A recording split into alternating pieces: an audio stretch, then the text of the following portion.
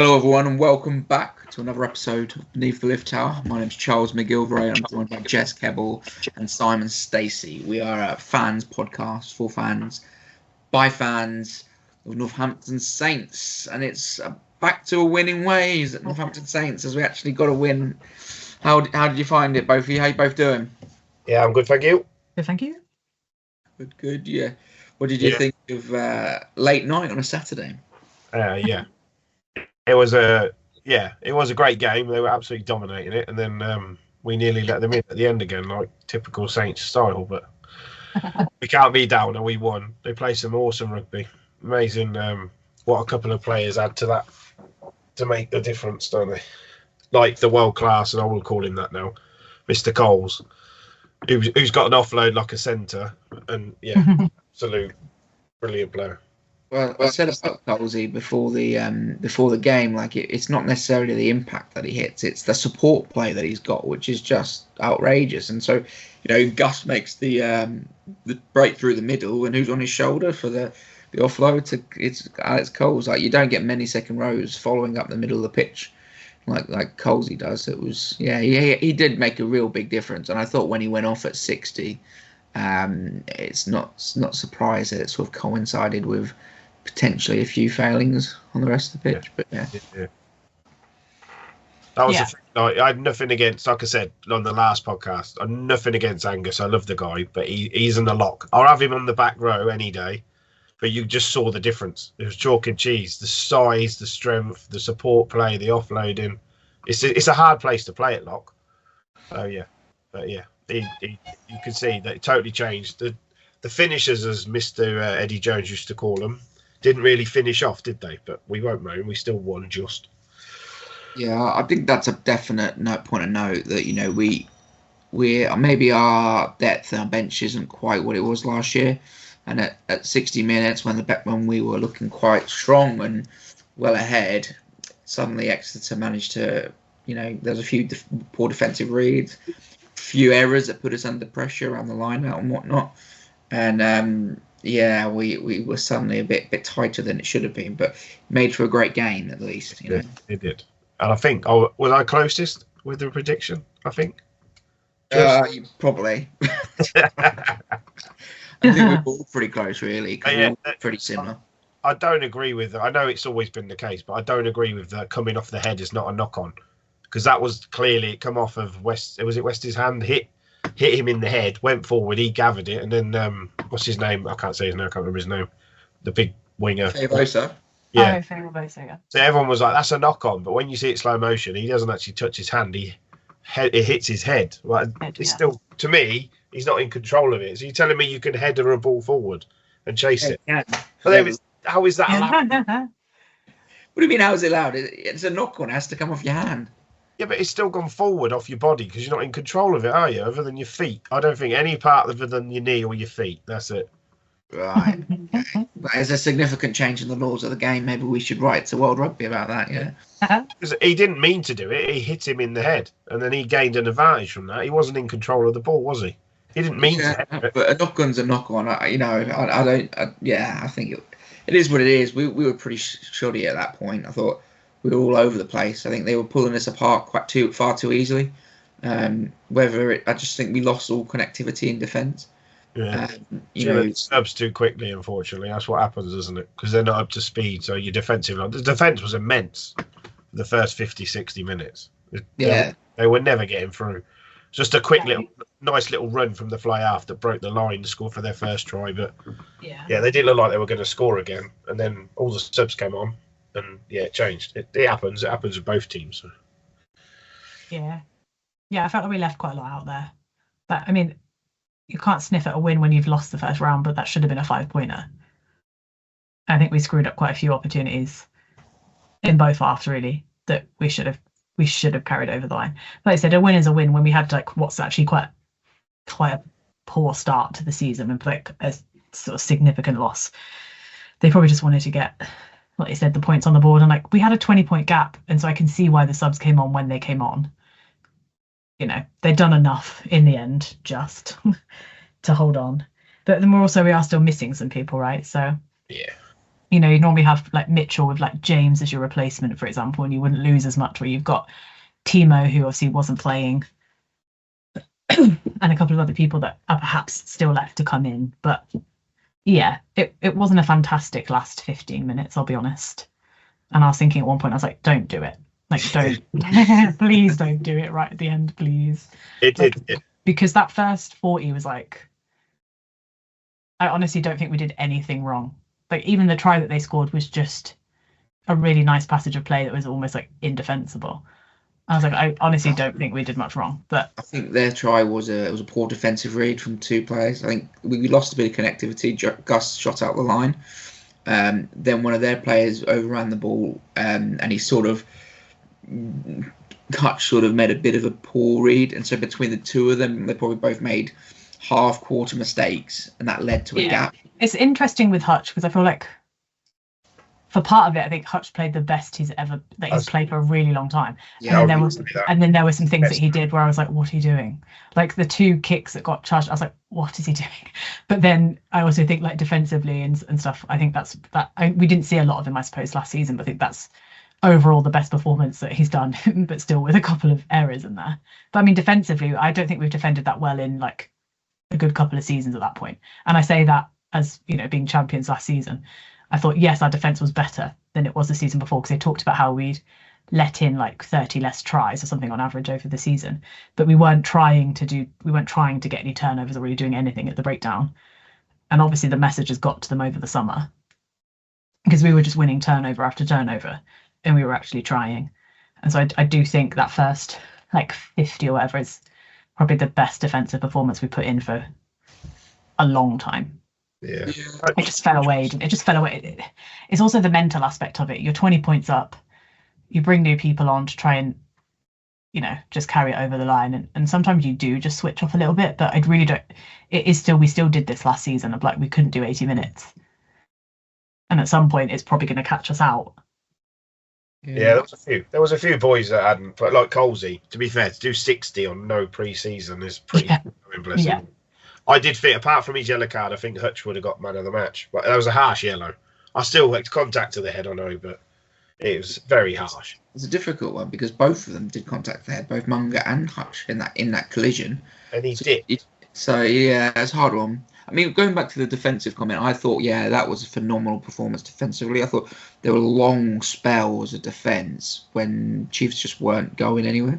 Chiefs aren't, or traditionally haven't been, the most clinical attacking team that they're going to carve you apart. They do go left, right across the pitch and don't get up the pitch too much. It's a case of they'll keep possession and keep battering away, try and get some form of penalty or grind their way forward and then go to the corner.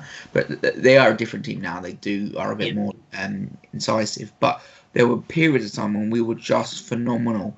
And I think there is, it's not a case of last season they just weren't trying or whatever it is, because I don't think we tactically were back in the breakdown.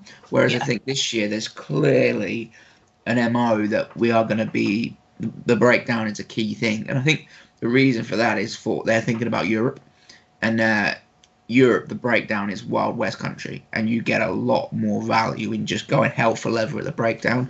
You think of our experiences against Leinster, etc., and through the group stages with Munster and whatnot, it's just chaos, and it's because it's refereed differently. So I think we've definitely made more of an effort this year to go at the breakdown and really put bodies in there.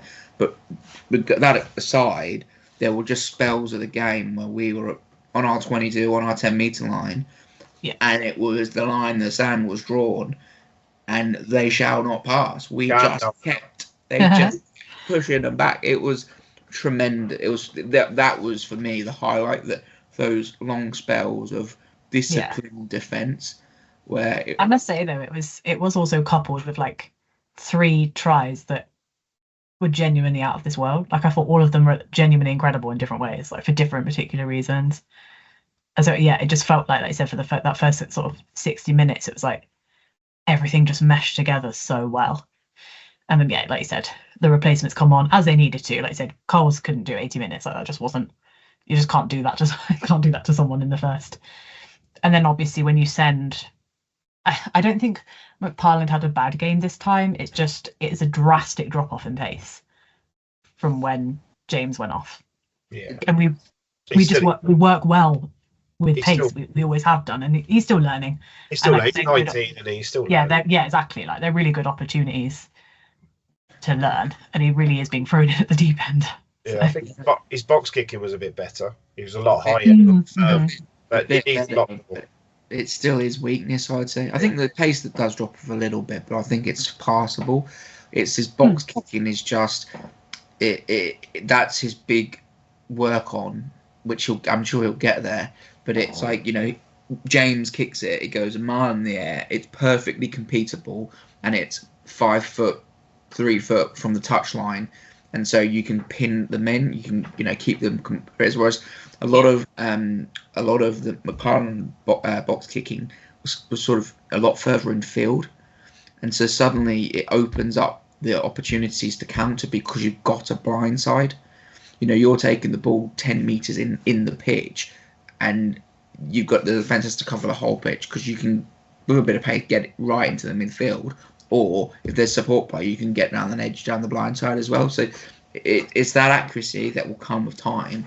But we're in that period of time where we're developing again, aren't we? So part of that comes from we've got to develop these players who are coming on off the bench.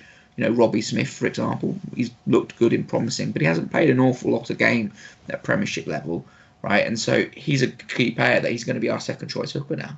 He's going to play every week. Yeah, he's going to get minutes every week. We need to get him developed and playing at a level where we can put him on, and he's going to hit his tail of the line out, and we're not going to have any. Oh God, what's happening here? He's overthrow and then be under pressure, and it's just giving those players time now because we're in that development stage and we're not going to be perfect for 80 minutes. It is the toughest place to come on, though, hooker, to be fair. If you've not warmed up properly and you've literally got to go straight on and throw a ball bang on it, you know what I mean? I'm not defending it, but it's not the easiest. You got 20 minutes. It takes you probably 5-10 minutes to get into the game. But yeah, he'll get there. I think he's a good little player at that point. Yeah. I think they'll all get there. Like you said, McParland's literally still a teenager.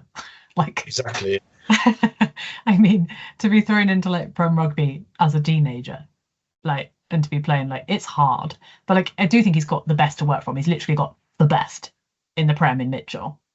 And then I also think that Tom James, the height that he gets on his box kicks, is ridiculous. Just as a technician at doing them, he's got someone else who's just really, really good to learn from. He couldn't be in a better environment, which is what we said about Mitchell when Mitchell had Rymack to learn off of. It's just a really great pipeline to bring these people through. So no, I do think, like I said, he's played really well for under 20, so it is going to be there, and I think it is there. It just it's hard when I suppose your first experiences of it haven't necessarily maybe gone the way you wanted them to, and yet you still have to be selected because we don't have Alex at the moment, and I think press day is it Wednesdays? I'm not sure, but so we won't find out until midweek where Alex stands at the moment. So I did watch the game back, and they did say on BT is 1 to 2 weeks. He's got a neck injury, or whether that's true or not. Yeah. So we're just waiting to kind of find out, and then it's interesting. So we were talking about Scott Young last week about how he's really solid, and he is normally, but I mean he came on and gave 2 really, really bad crucial penalties away to Exeter, pretty much in succession, and I was like, no, right on the line, and I was like, please don't do this. And so I feel it didn't quite go as well, but I said it's hard to come on in that situation. You've got a decent lead to protect, and then it starts dwindling away, and kind of see. And I mean, how lucky did Josh Hodge get with some of those kicks as well? Yeah, but the bars and going over. That might be his technique though, to aim at the post. Yeah, maybe. It's two in a row and hit two in a row. Yeah. That is quite impressive. That might just. But then you've also got Finn on the opposite side who just nailed all of them smack down in the middle, no matter where they were from. That drop goal was a bit good, wasn't it?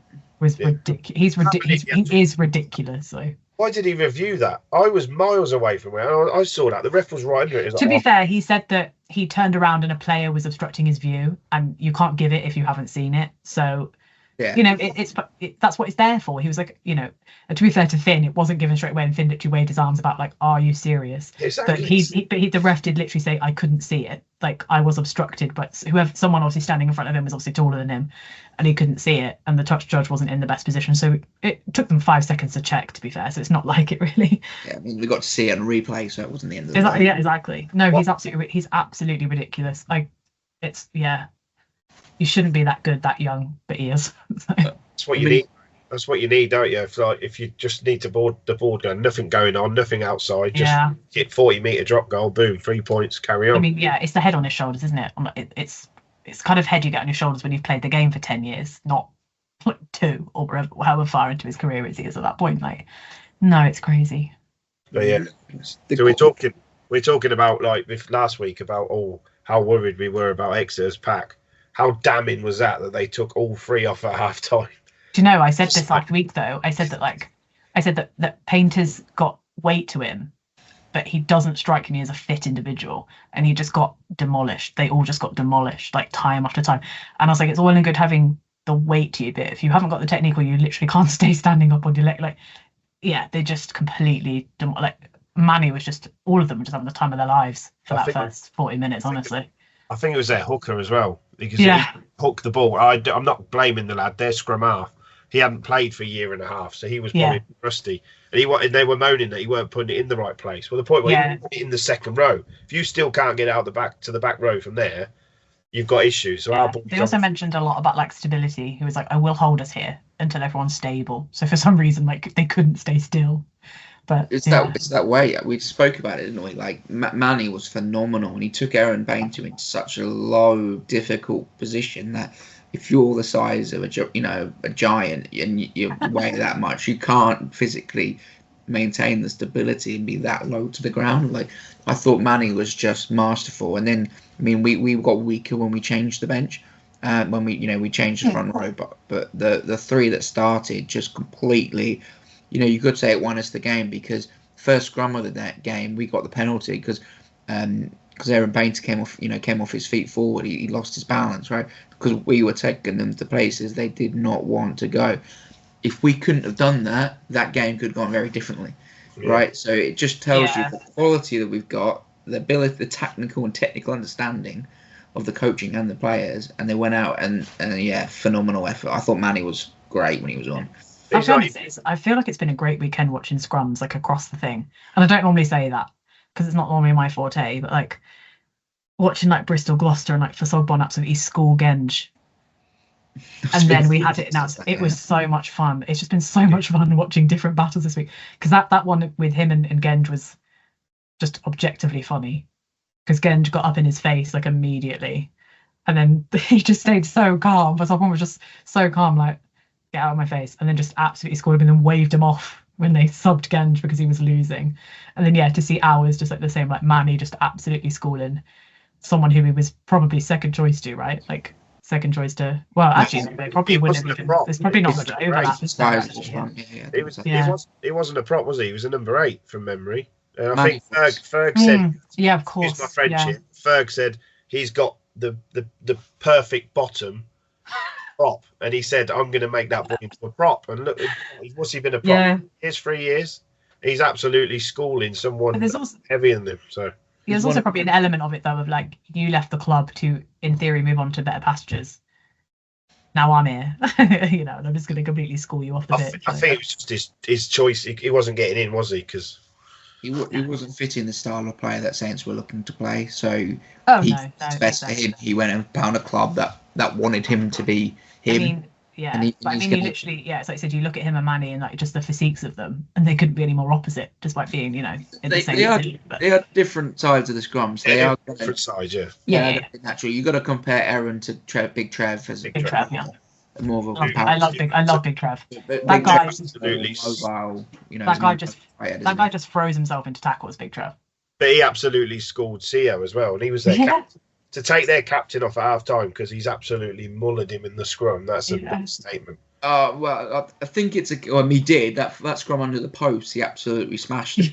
But I didn't think it was quite as much. I think it was more of a case of like they use them as units, don't they? Like 3 on, 3 off. So like Aaron is getting, he can't deal with Manny, so we want to take him off, and therefore we take the whole front row off, don't we? So I think that's more the case than I don't think there was Big Trev was quite as dominant as Manny was. But it is what it is. I mean, Scott CO is a world class international. Aussie.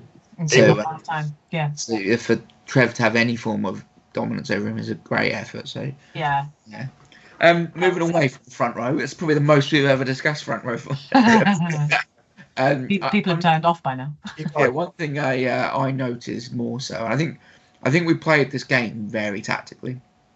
Like we ran them off. We looked to run them. We kept the ball when we kicked. We kept it in play a lot. We kept to move their put them. We kept to turn them. We kicked more than I think we've ever kicked in the last few years. I mean, and it wasn't just going forward. The cross kicking was pretty exceptional as well. We used it a lot. Well, they're basically, because I would say they were and if you watch it back, BT called it as well.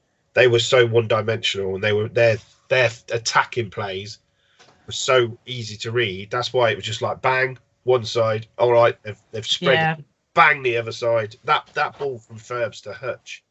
I know. Absolutely on the money. He didn't even have to stop.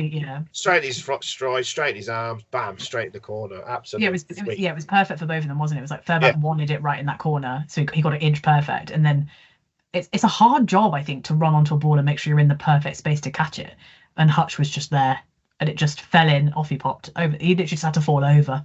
It was perfect. Yeah, like you said, Simon, it's the classic Gatlin play. Where you go cross kick back to another cross kick. So we went across to Finn Smith, across to Ram cut in, we got up the pitch, and then out back Ferbs because their whole defence is shifted because they've been moved over to one half of the pitch and they've had to get there quickly. Yep. You then just go right, we'll kick you back to the other side, and like you said, Jess, the precision of that Furbank cross kick. I honestly think it's part of his game that we don't talk about enough because he does it all the time. And they don't always necessarily work. But even if they don't work, they're still, giving you a line out in a really intense area where you might turn it over. But it's a really good element of his game, just being able to. He can find the space himself, he's really great with ball in hand. But no, I don't think people talk enough about his kind of kick through game and the spaces that it opens up. But that was just perfect. I'm trying to think, was it last year he put in a lovely just dropped it onto a cross kick to slide time against Newcastle away, maybe? He's definitely done it a few times. Or he does it quite often. That out the back, bit of space, bit of the defence has come up and jagged in, so it creates all that space wide, and he just drops it on his foot, puts it in the space, and the winger, it seems to be a common attacking play for us. But I think we just kicked more. We put so many grubbers through, so many kicks that real attacking kicks, not just distance, but into little gaps, and whether it be in the wider channel or just over the top into the space behind. I mean, even kicking, even the ones that aren't the grubbers through, but properly kicking it, kicking it to get to get it away and try and put teams under pressure. Even those times where it was just kick. I say 9 times out of 10 we won the battle in the end. We ended up getting the territory. I think there was once that Josh Hodge got it and he ended up getting a 50-22 for them. Yeah, came out on the losing side there. But I say otherwise, pretty much all the times that we got into that kind of kicking battle where it wasn't necessarily to compete, but was just to put on the pressure, we came out on top. That's down to your analytic team, though, isn't it? Because they've obviously watched Exeter and thought, well, you saw the chips over, where the defence rushed forward, nobody at home, chip it over, run through, side to side. It was pretty, but that kick from Ferbs, to hit. Because it was right on the touchline as well. If he just slightly overkicked it, it's out, and it's out on the full back where he kicked it from. Yeah, that's what I mean. It's all of our tries were just we're in round 2, and it felt like all of them for different reasons are going to be in the conversation at the end of the season for some of the best, particularly that Ferbs one. But I loved the Johnny Munger one just because it was his 50th appearance, and he got the charge down and off he popped, and I was like, yes, go on. We're not the best at that either. So for one of the players to come through and charge a ball down and follow it up, we're always bad at that. We always seem to be like that, just 2 seconds too late. He was straight in his face. That was the thing though. Sometimes you get it where they charge it down, and their aim is not necessarily to pick the ball up. They just want to stop it, right? So the way they hold their hands up means the ball just goes so far away that they can't possibly. But Munga goes up there with the arms very much pointed downwards, so it just bounces down right in front of him, and he can just pick it up and run over the line. It was like he just got himself in the perfect position, but also had like the consciousness to be like, I need to pick this ball up, so I can't just. And we're fairly close to the line, so it's like you charge it down wrong, that's going dead before you can even get close to it. It was like a move. He was like, he knew what he wanted to do, and he did it. I'm not convinced by that. I think he was just trying to put anything possibly he could behind it, face, arms, body, anything, just to stop it. And then with the same most charge downs, it's just the luck of a bounce, and that one happened. Oh yeah, no, you never know what a bounce is going to do. But I mean, he literally ran after it immediately. So I feel like he had the wherewithal in the moment to be like, I can get this, I can get this and get over there, because it was close to the line. Exeter weren't defending the ruck though, were they? So he literally had free space. He was whatever that kick was. Munga was charging it down because he had as long as he wanted, and boom, straight to his hands. But like you said, the angle he had his arms, straight down into the ground. Perfect, takes all the power out of it. He runs over and scores. Which is a real surprise, isn't it? Exeter are the kings of the caterpillar, aren't they? Gosh. And I hate it when we do it. I hate it when any team does it. Get rid of it. Be banned. Like literally in week 1, I know we didn't win, but what I loved was Luke Pearce. Like, you need to use it. Like, crack on. But Adam Leal, they have different, styles. But I was like, he literally let it go on, and I was like, kick the ball. But they didn't protect him, did they? It was a free shot from Unger at the scrum half. They didn't protect him. And you think next time they'll learn from that, and you'll get a 6-man caterpillar, won't you? Because I hate them so much. I know that there's always debates about different rules, but for me, the 5-second rule at the base of the thing needs to be enforced, because I think it's ridiculous. I don't like it when we do it either. I'm like, you don't need 6 people. We're going to be here for hours at this point. Just you building caterpillars together. Just crack on. The option is let them use the hands. Let them use the hands. They just you can't take the scrum half out within a metre of the ruck or whatever. Let them put their hands in there so they can get it to the back of the ruck quick and play. If when they're digging around and trying to move it with their feet, that takes seconds. I don't see the difference. Just let them. They can't pick it up, but they can roll it out with their hands. Or just say once the ruck's formed, you can't add another player to the back of the ruck. Then you won't get all that stupid caterpillar. Yeah, I think there's that's it. Done. There's a few things. Yeah. You've got one man there, by his feet, buff, out, go. None of this. Right. One, roll it back to him, and then another one. You end up rolling it way back to your own try line. I hate it. If you didn't gather that. We'll have to get Simon on the board at World Rugby, because we're not having knock on some head contact apparently, and not allowed in. Well, to be honest, I think the whole point of the 5-second thing is that they obviously got told last season, because for a couple of weeks randomly they decided to actually enforce it. We were seeing turnovers happening when you weren't using it, and then obviously players or teams must have complained. But I was like, it is the rule, it is the law. Just enforce it, because they want to speed the game up, right? Which I think is good for us as a team. I think we like to play fast, so just enforce it. It's not that hard. I think it's more. Obviously, it is that hard because saying it earlier as well. You can see the ball there's available, and they're just standing around, and then they'll go use it when 5 seconds already happened. Yeah, exactly. Yeah. I say it earlier. If you can see the ball, say use it. Yeah.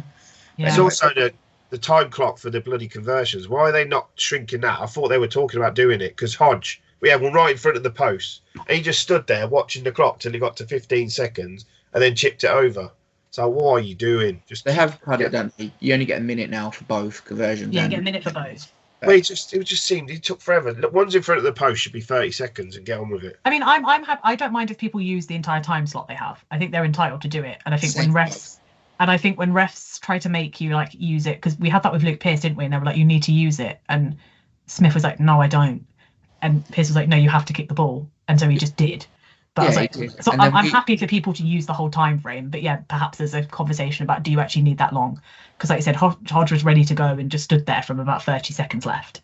So, there is that conversation, but I also think whatever the time limit you have, you should be allowed to use it. And it was near half time, so I can kind of see why he wanted to do that. Yeah, but in front of the post, I would say it doesn't need to be that long. When it's right out on the far touchline, you need to, because that's a hell of a kick. You need to. Yeah, he took one from halfway, didn't he? At one point.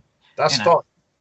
But yeah, when but you've you've got got to be it, consistent. You can't have a rule for where the ball is placed. It's got to be the same. Yeah. just boring, man. Come on.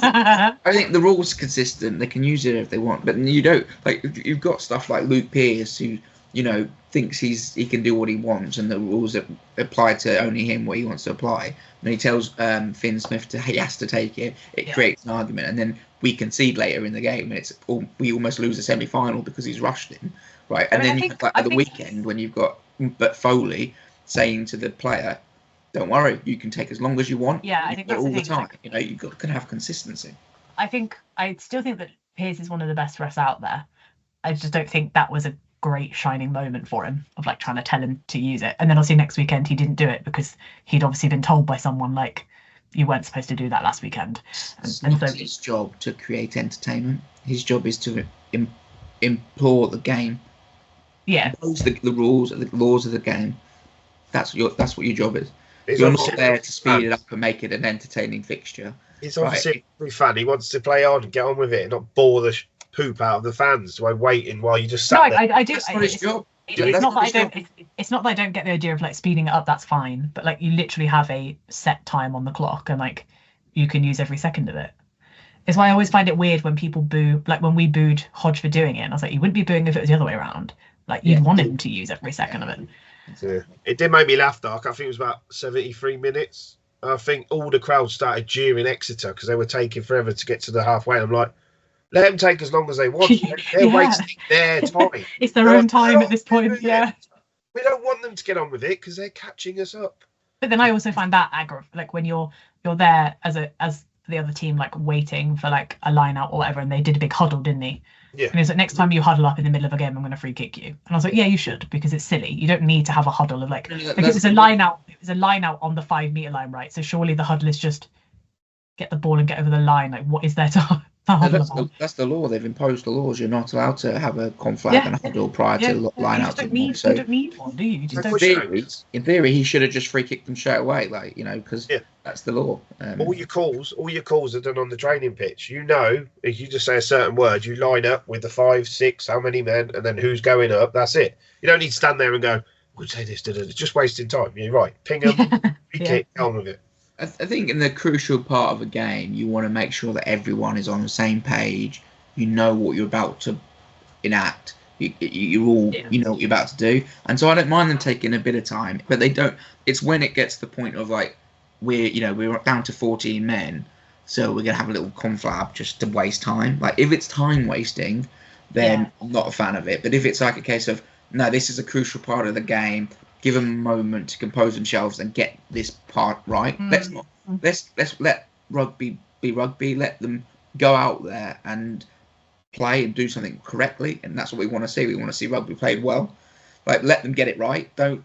If it's time wasting, then no. But let them get it right. We want to watch perfect lineouts where it gets knocked off the top and the ball span out wide, and it's a hell of a attacking play. Like we want to see it. But anyway, let's move on. Quins. Friday Night Lights. Whoa. What are we thinking? I love Friday Night Lights. I know there are people that don't because they work and it's aggravating. But I mean, I think we've played Quins under the lights now at least 2 seasons in a row, and they've always ended up being one of the best games of the season. Because it's just you just know it's going to be fun because it is going to be fun. Because it's always good, isn't it? We love running. They love running. It's going to be crazy. Yep, should be good. I know you said move on, but I would just give a little bit of kudos to Josh Kemeny as well. He was awesome again. Got to mention him. I was going to say as well. I was going to say Augustus. Every time he got the ball, I was living for him. Yeah. Honestly, he had to start at 8, didn't he? You just can't stop. He's literally unstoppable until he's got made at least 10 meters. We'll ignore the forward pass from Curtis Langdon for the Cole strike. Yeah, there was 2. There was actually 2. Yeah, it wasn't. Yeah. We'll ignore the fact that break came from a quite clear forward pass, but no, he was great. But it's still it's still an incredible break. Like, even from where it came from, but he's just he's so good. I think that back row is slowly, the back row with the 5 or 6 players that we've got in positions is slowly becoming a really strong unit for the side. Yeah. But what I did see as well, while I was watching him, I did see he was actually telling pros that have been there 3 or 4 or 5 years what to do at certain things. I was like, you're new to this team. He's taken that leadership already. He was like, get over there, go. So that's good to see. Leadership. That's what we're lacking a bit. But yeah. So going back onto Quins. No. We probably didn't go over the players. I mean, Ferbs was, for me, phenomenal. I thought he was man of the match. I know Finn was great, but I thought Ferbs was just insane. I think normally I would have said Ferbs. That drop goal though was just. Yeah. I was like, do it. It's like when I was watching I've totally forgotten what the teams are, but Christian Wade, when he got the hat trick, and I was like, you can't give it to anyone else. You can't. It doesn't even matter if someone maybe had a better game. Like, you can't give it to anyone else. And I felt like that was probably the argument for Finn. He nailed all of his kicks. The drop goal was exquisite. Like, I totally got it. But no, I think Fairbank is literally just. I think he was insane last season, but I just feel like this season, like with the captaincy as well, I think he's just going to go on to just be like out of this world. He's just so good.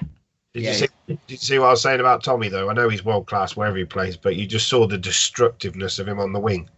I know he does it in the centre and he can make the running lines, but when he's running at somebody, he can make so many metres. And it's harsh on Slighthome, but that did work, and I thought he played all right on the wing. It's like we said last week, it's all about that balance, isn't it? Because Hutchinson played so well. It was amazing.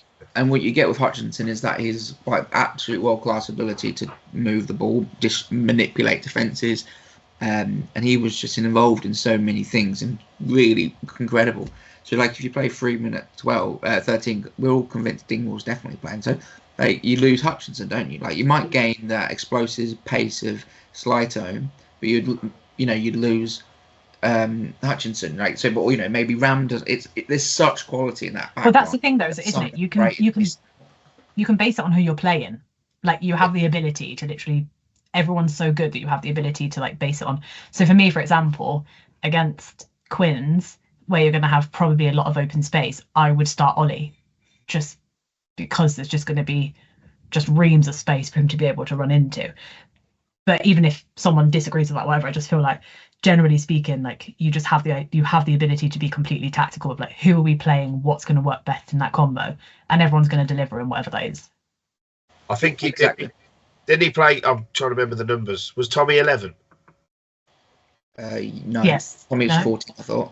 How was he? I thought Tommy was on the right wing. Okay, I was just thinking. No, sorry. No, Ram was on the right wing. You're right. Yeah. I think he played Freeman there because of what's his name? I always forget his name. Wussy, whatever his Wussy. Yeah. Big lad. I'm not saying Ollie can't tackle, but Freeman's a huge man. Yeah. So I think that was more of a defensive thing as well. Just a little bit taller, a little bit bigger. But I would say, like, even defensively, like I said, like Hutch was throwing himself about. All of them were throwing themselves about defensively, to be honest, from wherever they were. Yeah, it's interesting. It's going to be interesting coming back to the Quins game then, because the way Quins attack is a lot of late decisions, a lot of Mark Smith on the wraparound, creating option plays, putting a lot of pressure on the 13 channel in terms of making decisions. And therefore, I think you're more than likely to get Dingwall playing a lot more in those roles. So, whilst Hutchinson has 13 on his back, he played a lot more inside, and you got a lot of Dingwall in those wide sort of 13 key. That's called the key position channel, because you go from being an edge defender to also in a line defender, but you've got to make a decision as to you've got multiple defenders in front of you, and you've got to pick the right one, because if you pick the wrong one, it's a gap they're going through. Marcus Smith is too good. He'll make the right decision and put the player through the gap. So you've got to have your best defender in that position as often as you can. And so I reckon we won't change our back line. I think we'll be pretty much the same as we were. We'll be exactly the same, because having an extra centre in Hutchinson, who is more akin to playing 12, and allowing Dingwall to play in those wider, defending those wider areas might be what they go for. But then I'd say Freeman is a bigger bloke and has pace to burn, so he can rectify errors. He often, if he's in that 13 channel, might make the wrong decision, but it doesn't matter because he just burns. Someone catches them up and grabs them. So it's a really interesting call now as to going in. I don't think they'll change it. I think they'll keep it the same. I don't think they'll change anyone. I No. think exactly the same 15. It really depends what they want to do with Ollie. Like, was he just on the bench because it's managing, I don't know, workloads or getting, I don't know. I personally would bring Ollie in just because of the destructive nature and what Quins allow you to do. Because people can score a lot of points again. They can score a lot of points on you, but you can score a lot of points on them. So I think I would personally have him if it was my choice. But I also totally see the reasoning for leaving it as it was. And then I pretty much wouldn't touch 1 to 8. Yeah. But you could also bring him on when there's forward. Yeah, very exactly. tired Yeah. forwards, and then Ollie can just run ring round them. So It's a tactical decision, isn't it? Because, I think you might be right there, Jess, because, Ram gets selected because Ram is world class, I reckon, in the air. His ability to dominate the air and dominate those channels, receiving, box hits and etc., make him a point of difference. And it's the point of difference he has against, say, Slytone. But how often, looking at Quins and how often do they kick as much? Marcus Smith kicks an awful lot, but it's not necessarily those box kicks that you get in as much as a Chiefs side would. They're obviously going to box kick. Everyone box kicks, but not to the level that Chiefs primarily would. Yeah. So I wouldn't be surprised. And it might be the case that it's home and away. You're probably more than likely to get more box kicks from an away team. So therefore, at home you play Ram. But yeah, it's good. I don't know which way. I haven't even got a gut feeling as to what way I would tactically go. But other than you might as well keep it the same because they delivered. We were phenomenal for 60 minutes in attack. It would seem a shame, unfair almost, to drop one. I think literally the only change will be if Mitchell's ready. To be honest, and it doesn't sound like he's going to be. So, yeah. Which is a shame, because him against Danny Care would just be fun. Although I think anyone against Danny Care is always fun. I went with Ram again though. His leg, you see, his leg was all strapped. So I was like, first game of the season, I was like, thank God his leg's just leg. There's no strapping, and he had his whole leg strapped from hamstring. He seemed fine though. It didn't. Like quite a few of them do, and I think it's just because he had a serious injury, and it's probably just a protective measure more than it is anything else. Mentally, maybe. Quite a few of them did. When you look on the back line, there's quite a lot of strapping happening in different. Augustus had a huge one on his knee, didn't he? He went all round his knee. And we know that wasn't bothering him. No. So now we're running at me, crikey! You see his face. Whenever they get a picture of him, like... whenever there's a picture of him, I'm always like, "Nah, that guy's terrifying. I wouldn't want to tackle him either. I get it." Like I said, that's one thing we've got in the back row is carrying. With those three, Gus, Kemeny, and Pearson all can carry a ball, can't they? Kemeny is fast. I mean, he didn't get the ball in the end, but there was one time where he was running back, and there was an extra 10 meters, and you might have had him. It was, he's fast. He just unfortunately got sidestepped, and then it made him look a bit. But he made the. He was honest, I don't ever think that does make anyone look stupid though. Like all the backs can do the sidestep, and they're always going to get someone at some point, and everyone's going to get gotten at some point. I think he's got a lot of weight to shift, doesn't he? Like it just embarrasses you though. You've made all that effort to get there, and then some bloke just goes, you totally missed it. And you're like, sugar. Yeah, it's a case of you don't know which direction it's going, so you're shifting all your body weight in one direction, and they know that they're going to change the shift of the direction, don't they? So it's who can move it the quickest. But Pearson again. Yeah, I can't believe I haven't mentioned Pearson. I honestly reckon that's one of the best performances he's had for us. And that's not saying he's been bad, but you'll see. But he hasn't appeared a huge amount, probably not as much as we'd have liked him to with injuries and everything. No, he was a demon. All of them were really, for literally that 60 minutes before things went a bit. I think that's why we maybe might see some changes bench wise. I wouldn't be surprised if we see Timo, assuming he's not injured. I'm guessing he was just rested. Coming onto the bench, and then that also frees up Scott Young to be a replacement for the actual place, the position he should be. A replacement for, to be honest. It gives you real good options in it. I think that someone like Timo might be just the missing link. I think second row we are a bit, and I think Lockett and Timo coming back into contention are going to add a lot of value into the second row. Pushing selection, maybe playing whatever.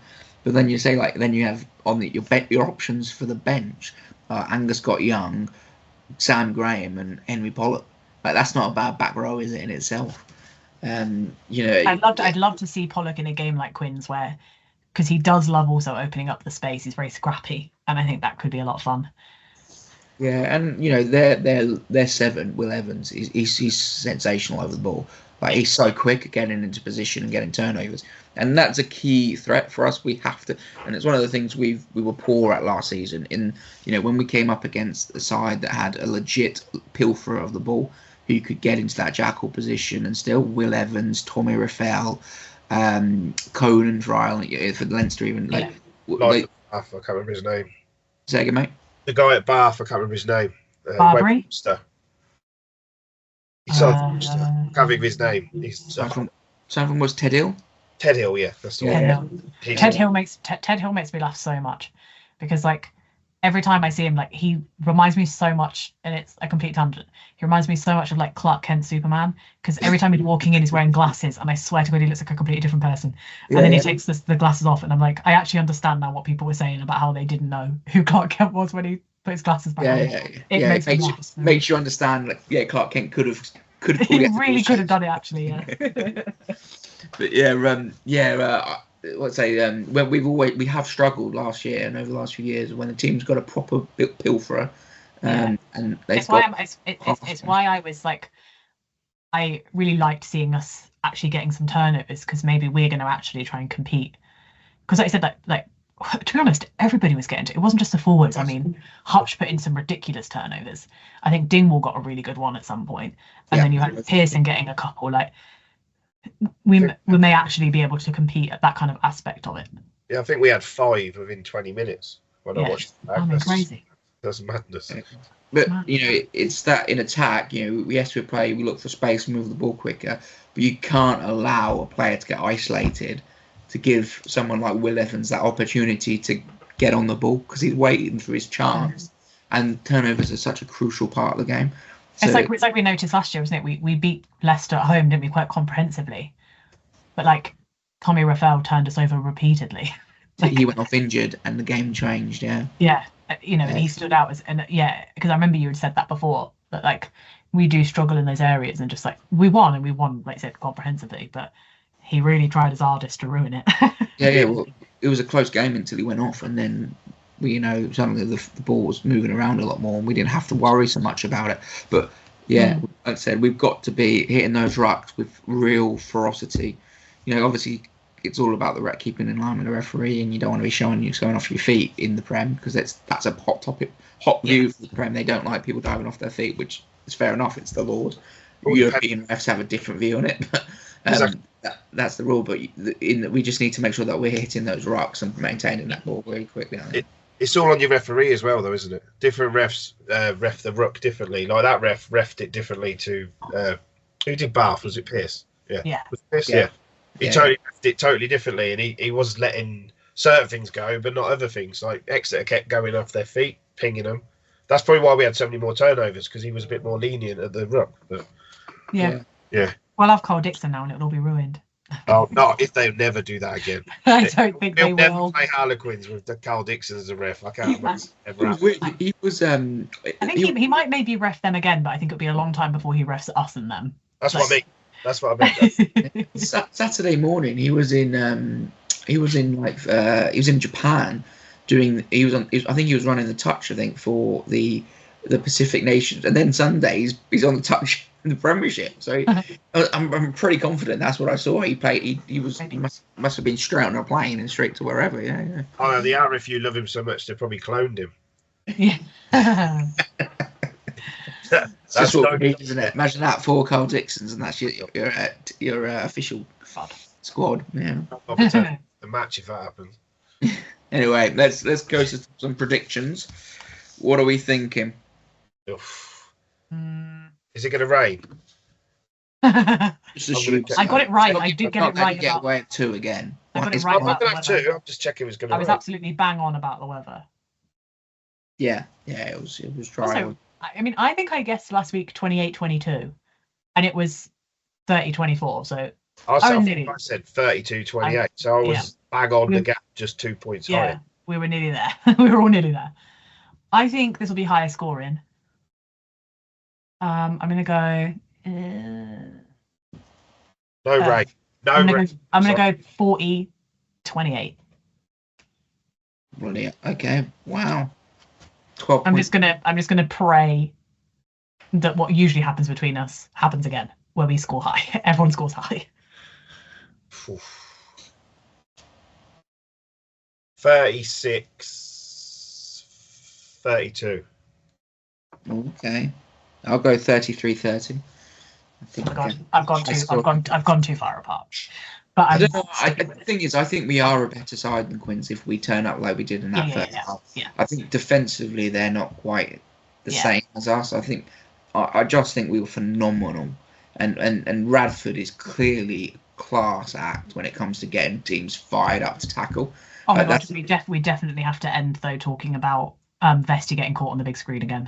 He's genuinely a legend. It's actively hilarious every single time, and then he's just like. Yeah, they just gave it away. Yeah.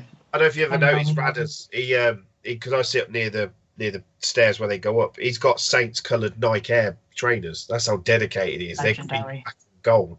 Yeah, but I think from what I've heard is he is an obsession with when it comes to trainers. So I'm pretty convinced he's got every colour of every single trainer you could possibly. I mean, like beyond a joke in terms of volume, hundreds of pairs. It's mad, yeah. Because Vesti was funny because I couldn't get in my row. I sat on the end of the row, and Hutch sat next to me when he got yellow carded, and Vesti come down, and he was just talking to me. He was like, "Mate, you're fine. Don't worry. It happens. It happens." Yeah, and then it happens. He just goes away with the fairies. He turned round because I had shorts on. I got my Foo Fighters leg, and I won't swear, but he went, "Effing hell, mate, they're a great band." He he was talking to Hutch, and he just totally went off the thing and went straight to the Foo Fighters. I was like, "Oh, okay, yeah, thanks." Okay, it's great. Should have tapped him up for the podcast. I should have, shouldn't I? Yeah. Anyway, thanks everyone for listening. It's been another enjoyable chat. I've been Charles McGillivray, Jess has been Jess Kebble, and Simon has been Simon Stacey. Thanks everyone. Goodbye. Bye. Goodbye.